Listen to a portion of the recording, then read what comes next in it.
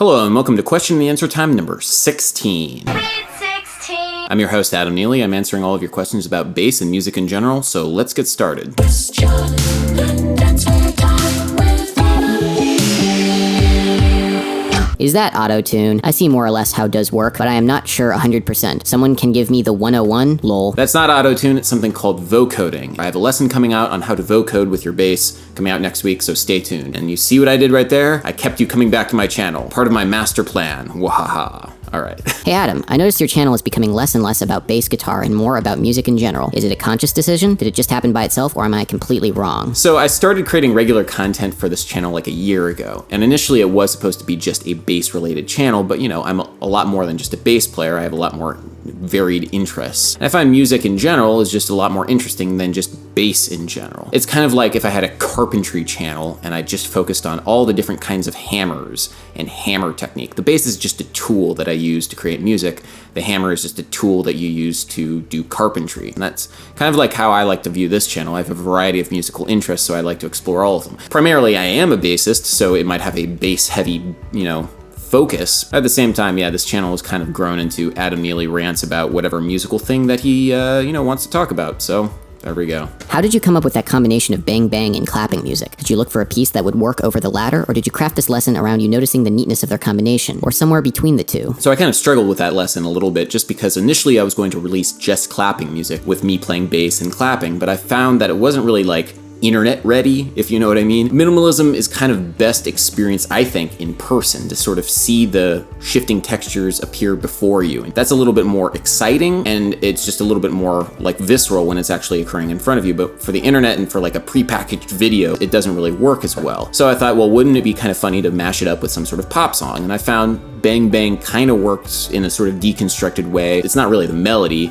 it's kind of the rhythm. And it also kind of worked, I think, because Bang Bang, the actual song, is over a pedal note C the entire time. The harmony doesn't really shift. So I kind of felt like, yeah, maybe it sort of works with this. And I'm not really 100% that it does work, but I think it's kind of funny. It's kind of cool. So hey, there we go. That's the genesis of Bang Bang X clapping music. Maybe you could show us the headphones you use. Just maybe? Sure thing. These are Sennheiser HD280 Pros, 64 ohms, in case you really needed to know. I love them. They're $100. I use them for basically everything. I don't really mix with them. They might not be like the greatest for mixing, but for like monitoring and just like general headphone usage, they're awesome. Hi Adam, thank you very much for your videos. You are amazing and awesome, not to mention thought-provoking. Please explain how scales like harmonic minor and melodic minor fit into a key signature. Is it right to think of, say, the harmonic minor replacing the natural minor and having an accidental to indicate this? When you think about the minor scale, you can actually think of it as 3 scales in one. And a lot of people say that there are 3 minor scales. Well, I like to think of it as just one scale that kind of changes. There's like the natural minor scale, the harmonic minor scale, and the melodic minor scale. Depending on context, it might change to any one of those. So in the beginning, there was the natural minor scale. And that's great, and that's great for melody, and it's awesome and everything. But one of the things with tonal practice, which is the sort of practice of harmony from the classical and Baroque era, is everybody really liked the motion of the 5 chord going to 1. When you built a chord on the 5th degree of C minor, you get a G minor chord, 5th degree of C natural minor. And that's cool. But one of the things in the tonal practice when you're talking about Baroque and classical music and traditional practice is that the sound of the 5 major chord resolving to some kind of 1 is a lot stronger. That leading tone, that 7th degree of the major scale, when you have a typical 5 going to 1, really creates a really strong cadence. So what composers did, and composers do, is they change the natural minor to the harmonic minor whenever they want to have a cadence, whenever they want to have the 5 chord going to 1, and they want the 5 chord to be a major chord because it sounds stronger when you have a G chord going to a C minor versus a G minor going to a C minor. It just sounds stronger. It's not better or worse. It's like more definitive. Now, here's the thing, is that harmonic minor has the notes, for example, in the key of C, harmonic minor has the notes C, D, E flat, F, G, A flat, B natural, C. And the distance between A flat and B is kind of hard to sing. And so what a lot of composers did to sort of smooth it out is change the A flat to an A natural, because then the whole thing becomes a lot smoother. Singing G, A, B, C, way easier than G, A flat, B, C. So that's why we have the melodic minor, is to smooth out that interval a little bit. Now, to actually answer your question, you're never actually going to change the key signature from the natural minor to another scale like harmonic minor or melodic minor. You just use whatever the base natural minor scale is. Because composers were always thinking about altering the basic natural minor scale. They weren't thinking about additional scales. It's just there's the minor scale, and then you just change it a little bit depending on the nature of whether or not you need it to be singable or whether or not you need to have the 5 major chord going to 1. Any tips for audition for Berklee and MSM and New School? So when I was at Berklee, I worked auditions as like, a person ferrying prospective students from like room to room. Like they hired a bunch of like students at Berklee to do this job because they wanted prospective students to like get to know current students and like ask them questions. And, it was cool and whatever. I could talk up Berklee and how awesome it was. And one of the things that they told us to tell prospective students was that in the auditions, the people auditioning them didn't really care about what they couldn't do. Like, you can't sight read at this level. They mainly just care about what you can do. Like,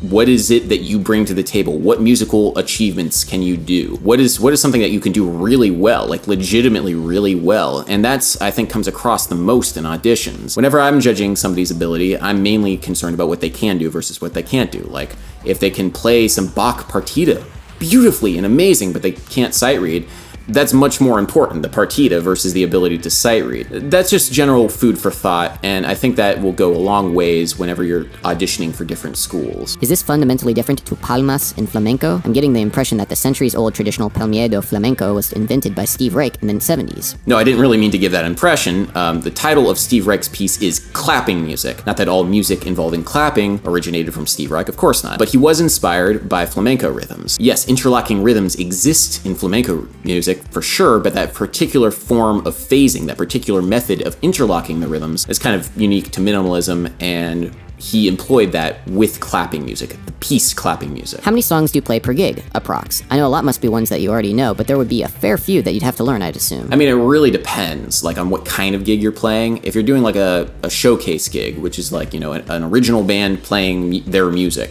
which I was doing a couple of that week, it's usually an hour long, a little bit less, so maybe 8 or 9 songs with banter in between. For the longer gigs, like the weddings and the vendor showcase and all that stuff, anywhere between 50 or 60 songs per gig. It really depends. I wonder how he still has time to edit these vids. I do too. Hey Adam, if you like metal that's interesting and nuanced, check out Devin Townsend. Ocean Machine or Atiera is what I would suggest at first, if you don't know him already. Love your stuff, I'm a cellist. Well, not yet really, but it's nice to learn from the world of another low instrument. Thank you for the recommendation. I have checked out Devin Townsend before. I have dug what I've heard. Actually, thank you for everybody giving those suggestions in Q&A number 15, because there's so many good suggestions covering many different kinds of metal. I haven't been able to really work my way through them, but if I ever need inspiration or really need to listen to some interesting metal music, I can just check the comment section of my Q&A number 15. A lot of very passionate and interested music fans wanting to share what they like listening to, and it's really awesome. So thank you so much for those really awesome suggestions. Do you like any of the music you get paid to play? Bieber, Top 40, country, it's grating to my ear. I imagine that if I left my bedroom to join a band, I would be forced to play shit music, which would make me play as such. Also, how do you deal with female singers? Whenever I play with one, they can only sing and say B or C. I have to capo and play it weird? One of the things that you have to understand about playing pop music live with good musicians is that it sounds better than the record, because you're stripping away all the crazy like auto-tune and compression and all that production, and then you're just left with musicians playing music.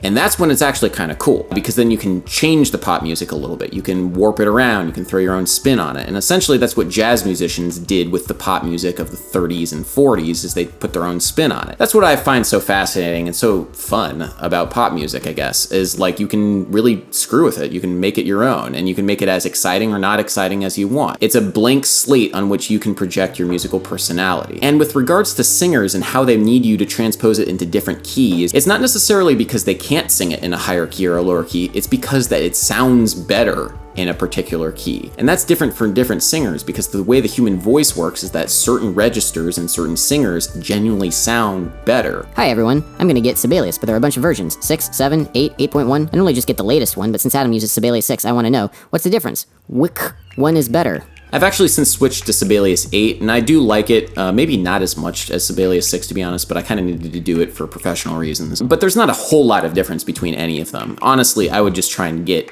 your hands on a version of Sibelius, try and get like the educational discount, and yeah, go nuts with it, because it's a pretty amazing piece of software. Is it unusual or weird that my goal is to be a pro guitarist, but I don't listen to that much music in my daily life? And by not that much, I mean like none. I find it distracting, kind of annoying. If I'm listening to music because I have to sit to force myself to, and even then it feels like a chore. Yet I still feel the need to practice guitar and write music. Surely there must be other cases of this. Oh boy, I definitely feel you, man. I really don't listen to much music unless it's music of my peers and my friends, because I want to check out what they're doing, because I find it very interesting, because I know them as human beings, and I think it's interesting that the music that they create. But beyond that, unless I know the person, it's very difficult for me to get into different music, especially after playing all the time. I kind of want to detox a little bit. Like on the way home from gigs, on the way to gigs, I'm not putting on the radio and listening to, music. I'm putting on like NPR or whatever, or comedy or something else. Like, I need to take a step back occasionally. Hey Adam, what kind of camera did you use for these vids? For that vlog, I just used my iPhone, man. That's all you really need. I'm not trying to go full Casey Neistat with like his whole like crazy DSLR rig. For these produced videos, I'm using, if you can see here in the reflection, the Canon Rebel T3i DSLR. It's a great beginner DSLR. I'm just using the kit lens for this one. Yeah, that's all I use. I'm not really a videographer or photographer. I just use what I can. Hey Adam, do you think that advanced music theory knowledge can limit your creativity by making you write the music the way it is supposed to? I want to start composing after many years of playing music, but I'm afraid of this effect. Love your videos and your state of mind. I mean, no, I don't feel constrained by theory at all, and I suggest that you check out my video, Why You Should Learn Theory, Prescriptivism versus Descriptivism. Theory is just a description of music, and that's all it is. It's not telling you that you should do something, it's just describing what that thing is. So if you learn an advanced theoretical concept, it doesn't mean that you have to do that thing, it just means that if you want to do that thing, this is what it is. You can still write a 4/5/1 pop song, and it can just be equally as amazing from a musical and emotional standpoint. It's just a different aesthetic, it's just a different thing, and theory can describe that thing. So it makes no qualitative statements about the music that you're making, it's just saying what it is. And that's important to know when you're trying to learn theory and just learn music in general. Don't put any sort of pressure on yourself to write according to a particular mold, because that's not what theory is. It's such a dumb way to go about it. Give somebody money for them to play the song you knew, play something I'd never heard before, you lazy wanker, and maybe then you'll be worth my money. You're right. For the next wedding that I am contracted to play, instead of playing any of the requests, I'm gonna play my 30-minute jazz rock epic fusion. I think they'll really like that. Hey there, Adam. I'm a bass player going into my first year at Berklee. Do you have any advice you can give me? Berklee, and basically any school, is only going to be as good as the amount of effort that you put into it. So Berklee is going to be amazing if you do all the sorts of extracurricular activities involving jams and whatnot, joining as many ensembles as you can, doing as well as you can with your schoolwork, just taking advantage of every opportunity at your disposal. And it's going to kind of suck if you're just kind of half-assing it. Why would you half-ass it? I mean, come on, don't half-ass it. Adam, I'd love some input. I play the tuba and I'm pretty good, but I want to eventually hustle my way up to get myself in a position like yours. With so few pathways for tuba, no jazz band, no pit ensemble, no aux band positions, and a high competition, for one-off things, only one tuba is ever needed, and first chair always gets it, I'm third. How can I get in a position to show I am a desirable musician to play events like you do? I'm open to anything. If you're looking to create a career as a classical tuba player, I really don't know what to tell you, man, because that's not in my wheelhouse at all. But what I can tell you is that brass bands, in terms of like party music and like New Orleans and just in general modern brass bands, are having kind of a resurgence now, I guess, like with Lucky Chops going like viral like all the time. So get yourself a sousaphone, find yourself some like-minded brass musicians and start a party band. A lot of young people will come out and hang out, and it's a lot of fun. You might even be able to make some money. I know I should have wrote this on the Nancro video, but what are your opinions on Stravinsky's The Rite of Spring? Too many people think that it's just noise when it is undoubtedly a masterpiece. Rite of Spring is awesome. I love The Rite of Spring, and if you haven't checked out The Rite of Spring, you probably have, because it was featured in the 1940 movie Fantasia. But if you haven't checked out The Rite of Spring, it is fantastic. It feels fresh, it feels modern, it feels new. It has influenced so many styles of music, and especially if you're into more progressive music, there are prog rocks and the jazzes and whatever, you will get a huge kick out of it, because there's the multimeters, there's crazy dissonances and bitonality and polytonality and all sorts of stuff, all of the trappings of modern complicated music. It's great, and it still sounds and feels fresh 100 years later. It was written in 1913, and if you think about it, what other music sounds really fresh and exciting 100 years later?